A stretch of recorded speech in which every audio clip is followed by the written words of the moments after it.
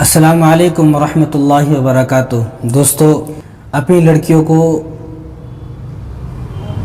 یہ تصویر بتائیں، یہ تصویر دکھائیں۔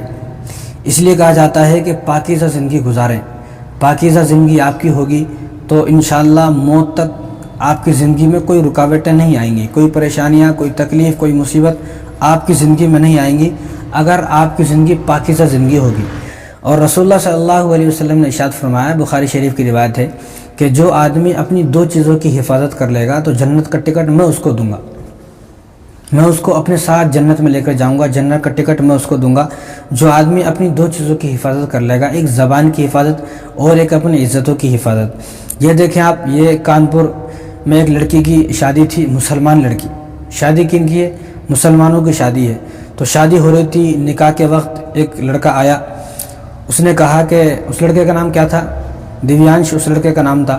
وہ وہاں پہنچا، اس کی شادی میں نکاح ہو رہا تھا اور سارے لوگ موجود ہیں، تو وہاں پہنچا اور اس نے کہا کہ یہ تو میری گرل فرینڈ ہے، میری جی ایف ہے۔ بتاؤ، یعنی جو لڑکا ہے وہ غیر مسلم ہے، دیویانش جس کا نام ہے، اور لڑکی جو ہے وہ مسلمان ہے۔ اب اس نے بتایا کہ یہ تو میری گرل فرینڈ ہے، میری جی ایف ہے۔ اس نے کہا کہ شادی کو روکو، میں اس سے محبت کرتا ہوں، اس سے پیار کرتا ہوں، اور یہ شادی کے درمیان ہی ہو رہی ہے ساری بات، یہ ہے وہ ہے۔ تو تمام کے تمام جو باراتھی تھے وہ بھڑک گئے، اور بھڑکنے کے بعد اس کو جو ہے وہاں سے مارا پیٹا، باہر بھگا دیا۔ شادی ہو گئی، لڑکی چلی گئی۔ جب تو انہوں نے کہہ دیا کہ یہ تو کوئی پاگل ہے، مجنون ہے، دیوانہ، کیسا بھی کہہ کر انہوں نے بات کو ختم کر دیا۔ شادی ہو گئی۔ اب شادی کے بعد، جب شادی ہو گئی، شادی کے بعد لڑکی اپنے سسرال چلی گئی۔ اب یہ لڑکا، اب اس لڑکے نے، جو یہ ہندو لڑکا ہے دیویانش، اس نے اس کا پتہ نکالا، اور پتہ نکال کر وہ دولہے کے پاس پہنچ گیا۔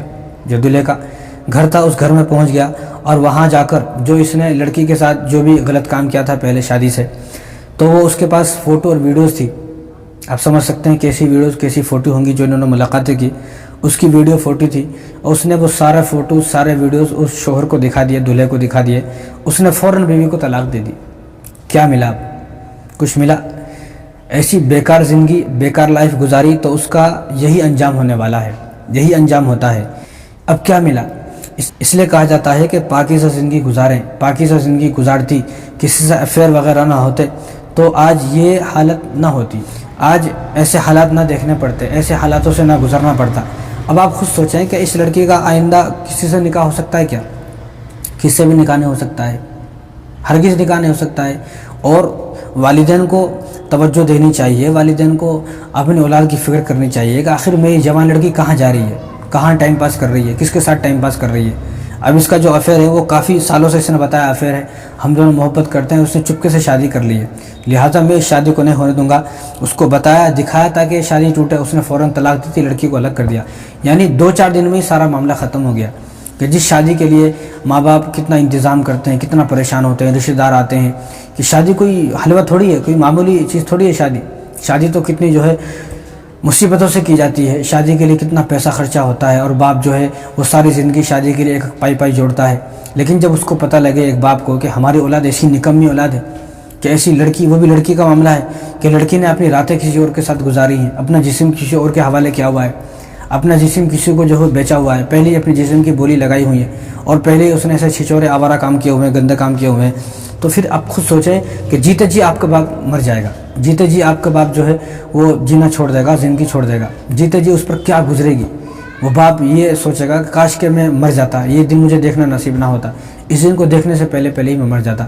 اگر باپ کی زبان سے ایسے الفاظ نکل گئے اور باپ نے اگر دل میں ایسے سوچ لیا تو آپ خود سوچیں کہ آپ کا کیا ہونے والا ہے۔ تو اس لیے دوستو، اس خبر سے کچھ سیکھنے کی، کچھ حاصل کرنے کی کوشش کریں۔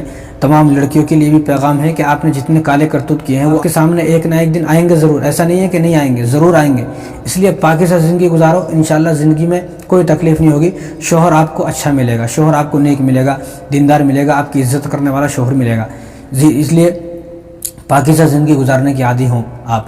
اگر اس طرح آپ زندگی گزاریں گی تو آپ کے ساتھ بھی یہی ہوگا، آج نہیں ہوگا تو کل ہوگا، کسی نہ کسی دن تو ہوگا، نہیں ہوگا تو گھر میں اتنے جھگڑے ہوں گے۔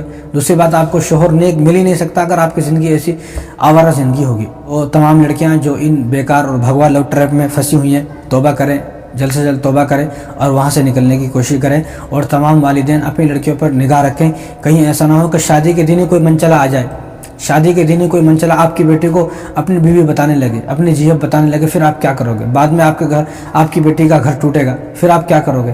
اور ایک مرتبہ آپ کی بیٹی کی شادی ہو گئی اور شادی کے بعد کوئی اس پر داغ دھبا لگتا ہے یا اس کو چھوڑ دیا جاتا ہے، طلاق ہو جاتی ہے، اس معاشرے میں دوبارہ شادی کرنا بڑا مشکل ہے اس کا۔ اگر دوبارہ شادی اس کی ہو بھی گئی تو اس کو اتنے تانے ملیں گے، ایسا ذلیل کیا جائے گا، ساس اس کو تانے دے گی، شوہر اس کو تانے دے گا، اور جو دیورانی ہے، جٹھانی ہے، جو نندیں ہیں، وہ اتنا تانا دیں گی، اس کو اتنا تانا دیں گی کہ وہ تانے سن سن کر جیتے جی مر جائے گی۔ اس لیے آپ اپنی لڑکیوں کی بھی حفاظت کریں، اور تمام لڑکیاں جو ہے وہ اپنی عزتوں کی حفاظت کریں۔ السلام علیکم ورحمۃ اللہ وبرکاتہ۔